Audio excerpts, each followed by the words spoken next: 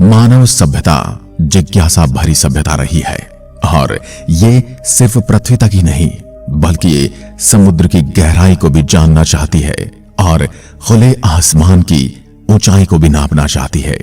ऐसे में एक शब्द आता है जिसमें ये सब समाये हुए हैं। ये यूं कहें कि हमारी पृथ्वी जिसमें एक रेत के कण के समान ही प्रतीत होती है और वो शब्द है ब्रह्मांड। ये इतना विशाल है कि आज तक कोई इस बात की खोज ही नहीं कर पाया कि ब्रह्मांड की सीमाएं कहां तक जाती हैं।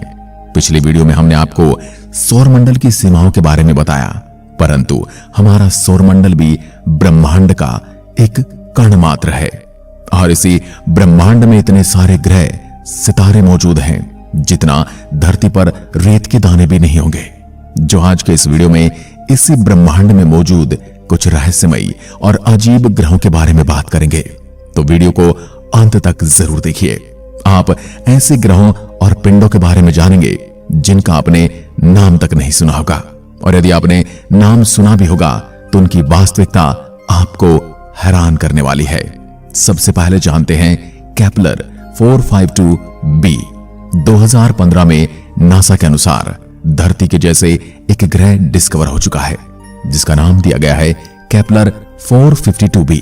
जैसे हमारी धरती का खुद का एक सूरज है, उसी तरह केपलर 452b का भी अपना एक सूरज है जिसका नाम J2 है। हैरान करने वाली बात यह है कि धरती से सूरज की दूरी जितनी है, केपलर 452b के साथ उसकी सूरज की दूरी भी उतनी ही है और यहाँ का एटमॉस्फेरिक कंडीशन भी लगभग हमारी पृथ्वी के जैसा ही है। मतलब हमारी पृथ्वी की तरह यहाँ पानी और हवाएं होने की प्रबल संभावनाएं हैं। इसका मतलब यहाँ पर धरती की तरह बहुत से विचित्र प्रजाति के जीवों की होने की संभावना भी बहुत अधिक है, क्योंकि जीवों के होने के लिए वातावरण और वायुमंडल के साथ साथ पानी होना अति आवश्यक है, जो कि इस ग्रह पर आज तक की जानकारी के अनुसार दिखाई पड़ता है। पृथ्वी के साथ इतनी सिमिलरिटी होने के कारण इसे अर्थ 2O भी कहा जाता है। धरती को सूरज का एक चक्कर लगाने में 365 दिन का समय लगता है। वहीं दूसरी तरफ केपलर 452b को अपने सूरज J2 का चक्कर लगाने में 385 दिन जितना समय लगता है। मतलब दोनों के रेगुलेशन टाइम में सिर्फ 20 दिन का फर्क है। हमारा सूरज 4.6 बिलियन ईयर्स जितना पुराना है और वहीं J2 6 बिलियन साल पुराना है। केपलर 452b हमारी धरती से 2 गुना बड़ा है, लेकिन अगर यहाँ पर एलियंस लाइफ होने का चांसेस इतना ज्यादा है, अभी तक हमें इस ग्रह में एलियन लाइफ के बारे में कोई इंफॉर्मेशन क्यों नहीं मिल पाई है। दरअसल धरती से इस प्लेनेट की दूरी लगभग 1400 लाइट ईयर्स जितनी दूर है। अब आप समझ चुके होंगे कि यहां तक पहुंचने में आज की टेक्नोलॉजी से बने स्पेसशिप को कितना ज्यादा समय लग जाएगा। लेकिन अगर फ्यूचर में नासा, स्पेसएक्स और इसरो जैसी स्पेस एजेंसीज अगर स्पेस ट्रैवल टेक्नोलॉजी को इंप्रूव कर पाए तो हो सकता है कि भविष्य हम इस ग्रह पर कभी न कभी जरूर पहुंच जाएंगे। अगला ग्रह है द डायमंड प्लैनेट। इस प्लैनेट का असली नाम है 55 कैंकरी E और यह एक ऐसा ग्रह है जो हीरे से बना है। इस प्लैनेट का हीरे से बना हिस्सा हमारी धरती के पूरे वजन से लगभग 3 गुना ज्यादा है। इस प्लैनेट को साल 2004 में डिस्कवर किया गया था। वैज्ञानिकों का कहना है कि इस प्लैनेट का 1/3 हिस्सा सॉलिड हीरे से बना हो सकता है। जैसा कि हम जानते हैं कि डायमंड कार्बन से बनता है, तो उसी तरह इस ग्रह का ज्यादातर हिस्सा कार्बन से बना है। वैज्ञानिकों ने अनुमान लगाया है कि इस प्लैनेट के कोर में मौजूद कार्बन के ऊपर बहुत ज्यादा प्रेशर बढ़ने की वजह से यह कार्बन डायमंड में कन्वर्ट हो चुका है। यह प्लैनेट स्टार 55 कैंकरी E के काफी करीब मौजूद है, जिस वजह से इसका टेम्परेचर लगभग 1700 डिग्री सेल्सियस के करीब रहता है। डायमंड से भरा होने के कारण पैसों के मामले में इस ग्रह की कीमत 27 नॉन-एलियन डॉलर्स के बराबर है। यह हमारी पूरी धरती की जीडीपी से 380 क्वाड्रिलियन गुना ज्यादा है। आइडिया के तौर पर एक क्वाड्रिलियन मतलब 1 के पीछे 15 जीरो और एक नॉन-एलियन मतलब 1 के पीछे 30 जीरो। इससे आपको एक आइडिया तो लग ही गया होगा कि इस ग्रह की कीमत क्या हो सकती है। प्लैनेट HD 189773b यह एक ऐसा प्लैनेट है जहां बारिश जरूर होती है लेकिन पानी की नहीं। बल्कि कांच की बारिश होती है। दरअसल इस ग्रह का वायुमंडल सिलिका के पार्टिकल से बना है और सिलिका रेत में पाया जाता है। और यह कांच की बारिश कोई मामूली बारिश नहीं है, क्योंकि यहां पर हवा लगभग 8700 किलोमीटर प्रति घंटा की रफ्तार से चलती है।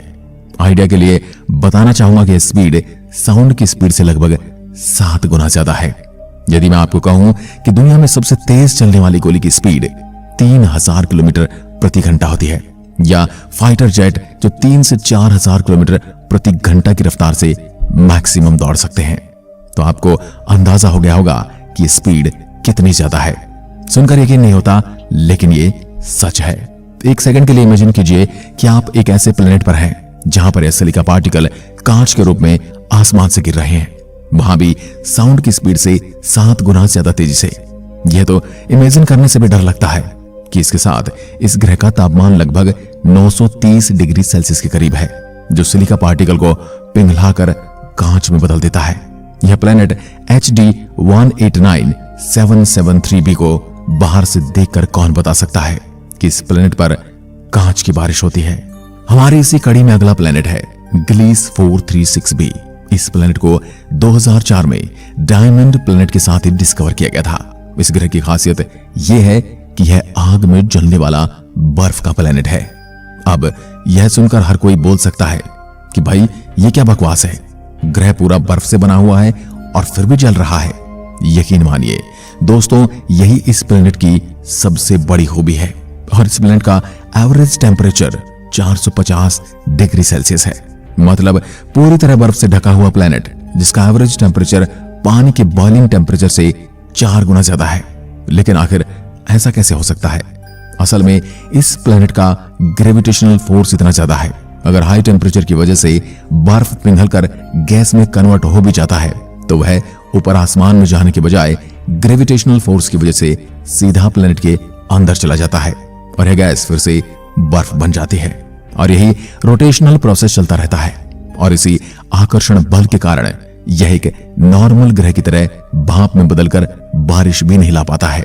इस प्लेनेट का आकार हमारे सोलर सिस्टम में मौजूद नेपच्यून के बराबर है और अपने सूरज का एक चक्कर लगाने में सिर्फ 2 दिन 15 घंटे का समय लेता है। मतलब यह है 1 साल धरती के लगभग 2.5 दिन में ही खत्म हो जाता है। तो अभी तक मैंने जितने भी प्लैनेट्स के बारे में बताया वो सब धरती से बहुत ज्यादा दूरी पर मौजूद हैं, लेकिन आखिरी वाला प्लैनेट हमारे सोलर सिस्टम में ही मौजूद है जिसका नाम है टाइटन, जो कि सैटर्न यानी शनि ग्रह का चांद है। जैसे धरती पर अपना नेचुरल सैटेलाइट मून है, ठीक उसी तरह सैटर्न का नेचुरल सैटेलाइट मून है जिसे टाइटन नाम दिया गया है। लेकिन इससे ऐसी क्या खास बात है? टाइटन का एटमॉस्फेयर इतना डेंस है कि 2005 से पहले हमें बिल्कुल भी पता नहीं था कि इसके भीतर की सतह में क्या क्या मौजूद है। तो 2005 के बाद वैज्ञानिक टाइटन के भीतर की सतह के बारे में जान पाने में सक्षम हो पाए थे कि कुछ इस तरह दिखता है। यह एक ऐसी जगह है जहां पर एटमॉस्फेयर के साथ साथ नदियां और झील भी मौजूद हैं। यहां तक टाइटन पर धरती की तरह ही बारिश होती है, लेकिन यहाँ का टेम्परेचर -179 डिग्री सेल्सियस जितना है, जिसकी वजह से यहाँ का पानी भी छूने पर बिल्कुल एक चट्टान की तरह महसूस होता है।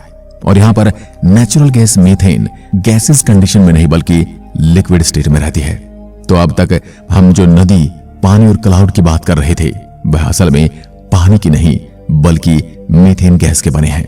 अब तक टाइटन ग्रह के ऊपर सिर्फ 20 रीजन के बारे में ही साइंटिस्ट जान पाए हैं, लेकिन सिर्फ 20% रीजन में इतना ज्यादा नेचुरल गैस है जो हमारी पूरी धरती पर मौजूद नेचुरल गैस और तेल से 100 गुना ज्यादा है। जिस तरह हमारी धरती पर नेचुरल रिसोर्सेज की कमी दिखाई दे रही है, उस हिसाब से भविष्य में टाइटन ग्रह पर स्पेस मिशन करना इंसानी सभ्यता के लिए बहुत ही फायदेमंद हो सकता है। और टाइटन के बारे में सबसे अजीब बात यह है कि आप चाहे तो टाइटन पर उड़ भी सकते हैं। असल में टाइटन का एटमॉस्फेयर इतना ज्यादा डेंस है, दूसरी तरफ यहाँ का ग्रेविटी उतना ही कम है। तो इसी वजह से अगर आप अपने दोनों पैरों और हाथों में पंख लगाकर उड़ने की कोशिश करते हैं तो आप आसानी से टाइटन के एटमॉस्फेयर में उड़ पाएंगे। ये बिल्कुल वैसा ही है जैसा कि आप पानी में तैर पाते हैं, क्योंकि वहां का एटमॉस्फेयर इतना डेंस है कि वो आपको इस तरह का महसूस कराएगा कि आप आसानी से उड़ सकते हैं, किसी पंछी की तरह, जो कि हमारी धरती पर बिल्कुल भी नामुमकिन है। दोस्तों, इन सभी प्लेनेट में से आपको कौन सा सबसे अच्छा लगा, हमें कमेंट करके जरूर बताएं। अगर आप भी किसी और प्लेनेट के बारे में वीडियो देखना चाहते हैं तो हमें कमेंट सेक्शन में लिखकर उसका नाम बताइए, ताकि हम उस पर रिसर्च करें